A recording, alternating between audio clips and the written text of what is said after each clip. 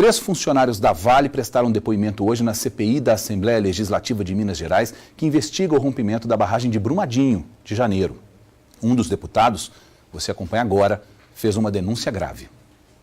Antes da sessão, o deputado Noraldino Júnior, do PSC, presidente da Comissão de Meio Ambiente da Assembleia Legislativa, fez uma grave denúncia. Ele entregou aos delegados da Polícia Civil e ao Ministério Público documentos que comprovam irregularidades no processo de licenciamento ambiental da barragem que se rompeu no início deste ano em Brumadinho. A gente concluiu que a barragem está funcionando durante um tempo significativo sem a licença ou com a licença concedida de forma irregular.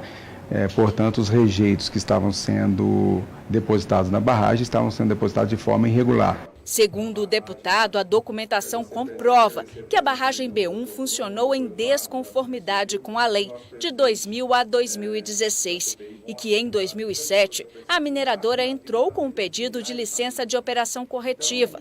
Informou que não tinha licença para operar e estava operando irregularmente. E, apesar disso, a Secretaria de Meio Ambiente concedeu a licença e não lavrou auto de infração grave e nem suspendeu as atividades na barragem. E em 2011, a SEMAD revalidou a licença. Assim que a empresa entra com pedido de licença de operação corretiva, o órgão deveria ter autuado a empresa e suspendido as atividades. E aí verificar se caberia ali a assinatura de um TAC. Se houvesse e se tivesse se assinado um TAC, é a única opção da empresa continuar com as atividades. E quem que não fez isso? Quem que não fez foi o órgão fiscalizador, a Supran. Ele denuncia que a responsável pela licença era Isabel Cristina Roquete de Menezes, na época funcionária da Superintendência Regional de Meio Ambiente, Supran, e que em 2011 ela se aposentou e assumiu o cargo de diretora institucional da Vale.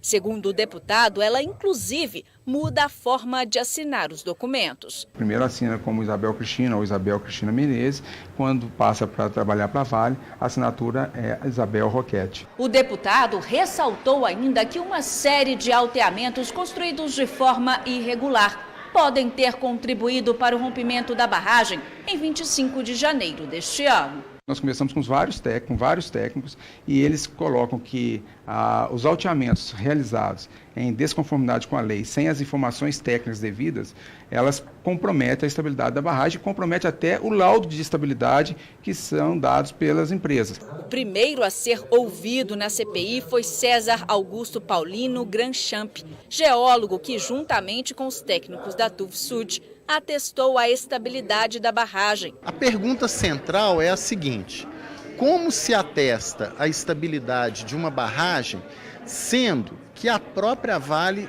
estabeleceu como meta e boa prática internacional o fator de segurança 1.3 e a auditoria apresenta um relatório com um fator de segurança de 1.09. Quando questionado pelo relator, o geólogo assumiu a assinatura do documento, apesar de não ter conhecimento em geotecnia, e disse que confiou nas equipes de auditoria. O fato da minha assinatura, igual eu expliquei, assim, eu não tenho especialidade em geotecnia de barragens, muito menos em liquefação. Eu confio plenamente na equipe da TUVSUD, confio plenamente nas equipes da TUVSUD, e eu vi a apresentação deles no painel de especialistas, foi muito elogiado pelo pessoal que participou lá, pelos especialistas estrangeiros. Não acredito que um profissional com 33 anos de experiência na Vale assinaria um laudo ou sem conhecimento ou então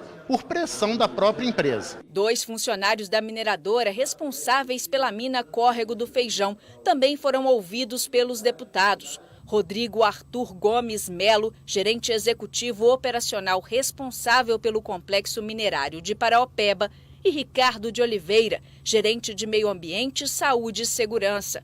Os 3 foram presos em 2 ocasiões após o desastre, mas já foram soltos. A Vale não adotou o princípio da precaução, mesmo com todos os indícios, com um fator de segurança muito baixo, longe da meta prevista pela própria Vale, com as leituras dos radares, com a tentativa frustrada de reduzir o nível de água através da instalação de drenos horizontais profundos. O representante da Vale assinou o laudo e o atestado de segurança da barragem. O plano de ação de emergência não foi acionado. O rompimento da barragem B1 na mina Córrego do Feijão, em Brumadinho, deixou 244 mortos e 26 pessoas ainda são procuradas pelo Corpo de Bombeiros, mais de 4 meses após a tragédia.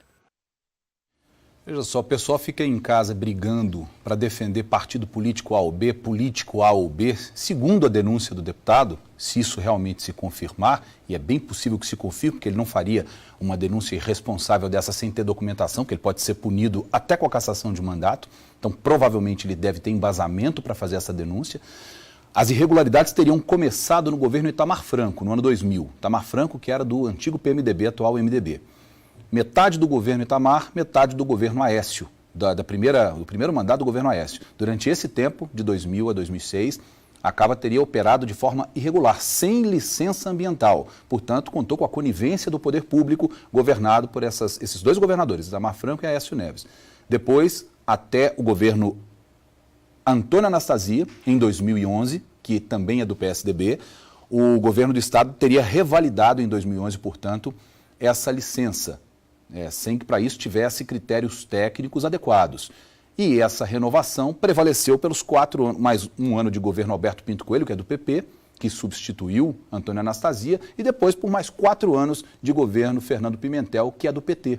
E só agora, depois da tragédia, que nós descobrimos que isso poderia ter sido evitado se lá atrás, há 19 anos, a Secretaria de Estado de Meio Ambiente tivesse agido com isenção e responsabilidade, o que ao longo desses 19 anos, pelo visto, não aconteceu. Como é possível confiar que daqui para frente não vai acontecer? Claro, não é possível. Por meio de nota, a Vale afirmou que o licenciamento ambiental da barragem B1 estava em condição regular e que sempre cumpriu as obrigações legais exigidas pelo órgão ambiental. Claro, principalmente quando a pessoa responsável no órgão ambiental, depois de se aposentar, vai trabalhar exatamente na mineradora. Sobre a contratação dela, a dona Isabel Cristina Roquete de Menezes, a empresa informou que após a aposentadoria como funcionária pública em abril de 2012, ela trabalhou por mais de um ano em outras empresas antes de ser admitida pela Vale.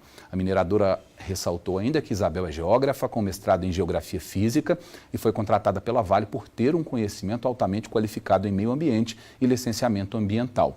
Também procurada, a Secretaria de Estado de Meio Ambiente ainda não se pronunciou sobre as denúncias dessa CPI.